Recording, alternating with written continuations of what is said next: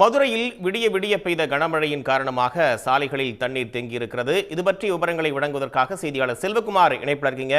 நீங்க இருக்கக்கூடிய பகுதியில் எந்த அளவுக்கு தண்ணீர் தேங்கி இருக்கு செல்வகுமார்? பொதுமக்கள் என்ன மாதிரியான சிரமங்களை, வாகன ஓட்டிகள் சிரமங்களை சந்திக்கக்கூடிய சூழல் ஏற்பட்டிருக்கு?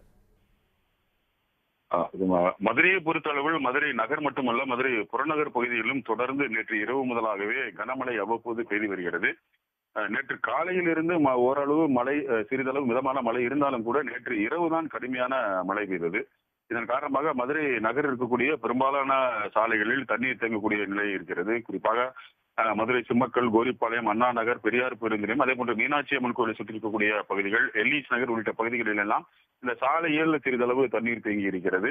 அது மட்டுமல்ல, குறிப்பாக அந்த சுரங்கப்பாதை என்று சொல்லக்கூடிய மதுரை இந்த பகுதியில் இருக்கக்கூடிய அந்த சுரங்கப்பாதைகள் முழுவதுமாக அந்த தண்ணீர் தேங்கி இருப்பதால் போலீசார் அந்த பகுதி முழுவதுமாக வாகன போக்குவரத்துக்கு முழுமையாக தடை விதித்திருக்கிறார்கள். அதே போன்று பள்ளிகளுக்கும் இன்று மதுரை மாவட்ட ஆட்சியர் விடுமுறை அறிவித்து தெரிவித்திருக்கிறார். தொடர் மழை காரணமாக பல இடங்களில் தண்ணீர் தேங்கி இருக்கின்றன. ஆனால் அதே போன்று தண்ணீர் அகற்றக்கூடிய பணிகளிலும் மாநகராட்சி அதிகாரிகள் தொடர்ந்து ஈடுபட்டு வருகிறார்கள். தொடர் மழை இன்னும் பெய்யக்கூடிய வாய்ப்பு அதிகமாக இருந்தால் கூடுதலான பாதிப்புகள், குறிப்பாக அந்த தாழ்வான பகுதியில் இருக்கக்கூடிய பகுதி மக்களுக்கு பாதிப்பு ஏற்படுத்தக்கூடிய வாய்ப்புகள் அதிகமாக இருக்கிறது.